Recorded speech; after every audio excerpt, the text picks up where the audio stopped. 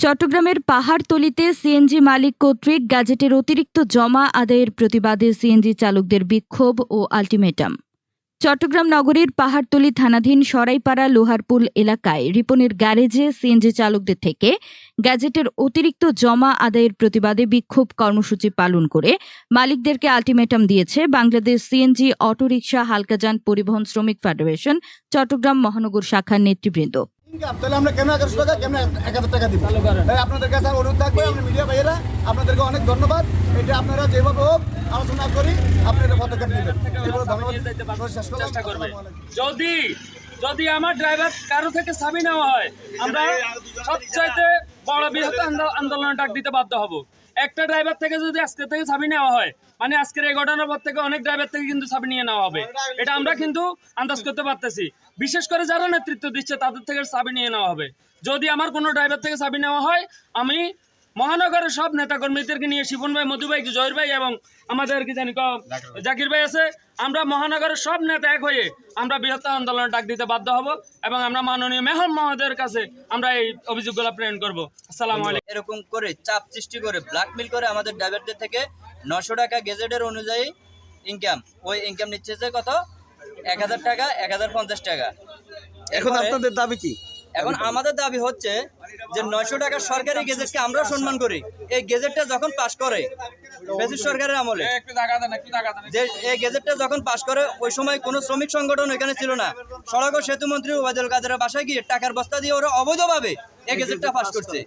অতএব এই গেজেট বহাল করতে করতে হবে, বাতিল করতে হবে এবং আমাদের সুস্থ ইনকাম এখন বর্তমান পরিপ্রেক্ষিতে আমরা খুবই সংকটে আছি। ওনাদের থেকেও ওনারা উদাহরণ দেখাইতেছে কি পার্সের দাম বেশি, কিন্তু আমরাও তো বুঝতেছি যে আমাদের দ্রব্যমূল্য সবকিছুতে দাম বেশি। তা আমরা কি করে চলবো? ওনারা কোম্পানি, ওনারা চলতে না পারলে আমরা কি করে চলবো? আমরা তো চলতে পারি না। এবং দারোয়ানি নামে চাঁদাবাজি যদি বন্ধ না করে তাহলে আমরা ওদেরকে বলতে চাই, অতি সত্বরে যদি এই দারোয়ানি নামে চাঁদাবাজি বন্ধ না করে তাহলে আমরাও চুপ করে ঘরে বসে থাকবো না।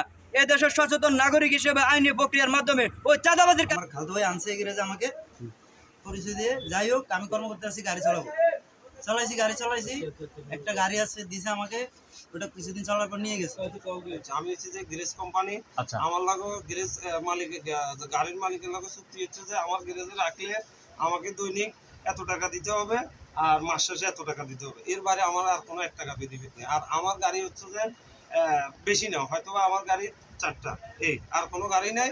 এখন আপনারা যদি কিছু বলার থাকে যে মালিকের সাথে রিপন ভাই আরেকটা বিষয় হচ্ছে আপনারা দারোয়ানকে 50 টাকা করে দেন। এটা দারোয়ানি না, এটা আমি আমার মালিকদের থেকে গাড়ি নেই। যে সময়টা 2024 সালে আগস্টের 5 তারিখে সরকার পতন হয়েছে, সরকার পতনের সময় ইনকাম ছিল, তখনকার ড্রাইভাররা কি ইনকাম যা দিছে। এরপরও যখন ভাড়া নাই, রাস্তায় একটা অটো রিক্সা চলে বা একটা দুর্যোগ আইছে, তখন সবাই কি একটা আবেদন জানাইছে কি ইনকাম কম দিব বা চালাইতে না গাড়ি। তো মালিকের গাড়িটা মালিকেরা বসে রেখেছে, ঠিক আছে। তো মালিক পক্ষও গেছে, মালিক সমিতির, শ্রমিক সমিতির নেতারাও গেছে, যে এখানে একটা সিদ্ধান্ত করছে যে আপনারা আপাতত 1 মাস এইভাবে নেন, 2 মাস, এর পরবর্তীতে আপনারা আগে যা নিতেন তা দিলেন, কিন্তু পরবর্তীতে আসি ওইটা দেয়নি।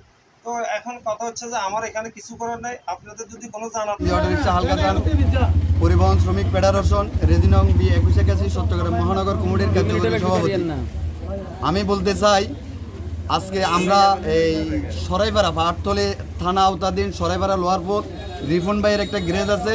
এই গ্যারেজে অনেকগুলো ড্রাইভার আছে। ওনাদের কমপ্লেনের উপর আমরা ভিত্তি করি যে 900 টাকার অধিক উনি 1000 টাকা ইনকাম নিতেছে।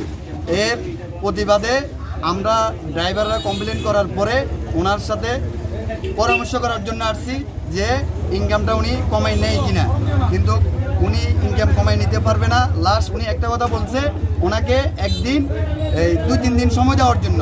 তো আমি ওনাকে বললাম ভাই ঠিক আছে, ভালো প্রস্তাব দিচ্ছেন, আপনার প্রস্তাব আমি রাজি আছি। আমি যেহেতু আপনার প্রস্তাবে রাজি আছি, তাহলে আপনার কাছেও আমার একটা প্রস্তাব, আপনি এই 2 দিন হোক, 3 দিন হোক, 5 দিন হোক, মালিক পক্ষ নিয়ে সিদ্ধান্ত নেওয়া পর্যন্ত আপনি আমার শ্রমিক থেকে আগের সেই সরকারি গেজেট অনুযায়ী 900 টাকা ইনকাম নেবেন। যদি আপনারা ডিসিশন নেওয়ার পরে মালিক পক্ষ যদি না মানে, যে 900 টাকা না মানে, তখন আপনি 1000 টাকা নেবেন, আমরা আমাদের ব্যবস্থা নেব। কিন্তু উনি বললো মালিক পক্ষ ছাড়া উনি সিদ্ধান্ত দিতে পারবে না, কিন্তু সিদ্ধান্ত দিতে ওনার একটু সময় লাগবে, ইনকাম বহাল থাকবে 1000 টাকা। ঠিক আছে, তো আমি আর বেশি কিছু বলতে চাই না। উনি যেহেতু ওনার মালিক পক্ষের সাথে বুঝে শুনে আমাদেরকে জানাবে, আমরাও আমাদের পক্ষ থেকে আমরা একটা সিদ্ধান্ত নিয়ে আসবো। যদি গতকাল শনিবার রাত 9টার সময় লোহারপুলস্থ রিপন সিএনজি গ্যারেজের স্বত্বাধিকারী মোহাম্মদ রিপন ও রিপনের গ্যারেজে থাকা অন্যান্য সিএনজির মালিকেরা সরকারি গ্যাজেটের অতিরিক্ত টাকা জমা আদায়ের প্রতিবাদে গণস্বাক্ষর করে এই বিক্ষোভ করে গ্যারেজের সিএনজি চালকেরা জানান, সরকারি গ্যাজেট অনুযায়ী 900 টাকা জমা আদায়ের কথা, কিন্তু সিএনজি মালিকেরা সরকারি আইনের তোয়াক্কা না করেই 1050 টাকা করে প্রতিদিন আদায় করছে। এর প্রতিবাদ করতে গেলেই হুমকি ধমকি দিয়ে গাড়ির চাবি নিয়ে যায়। সিএনজি চালকেরা ক্ষোভ প্রকাশ করে জানান, এ বিষয়ে গ্যারেজ মালিক রিপন তার 4টি সিএনজি থেকে সরকারি গ্যাজেট অনুযায়ী টাকা জমা নেওয়ার আশ্বাস দিয়ে জানান। বিক্ষোভ শেষে বাংলাদেশ সিএনজি অটোরিকশা হালকাযান পরিবহন শ্রমিক ফেডারেশন চট্টগ্রাম মহানগর শাখার নেতৃবৃন্দ সিএনজি মালিকদের 2 দিনের আলটিমেটাম দিয়ে জানান। এ বিষয়ে চসিক মেয়র ডক্টর শাহাদাত হোসেন জানান, বিক্ষোভ সমাবেশে বাংলাদেশ সিএনজি অটোরিকশা হালকাযান পরিবহন শ্রমিক ফেডারেশন চট্টগ্রাম মহানগর শাখার ও হালিশহর থানা শাখার চালক ও নেতৃবৃন্দ উপস্থিত ছিলেন।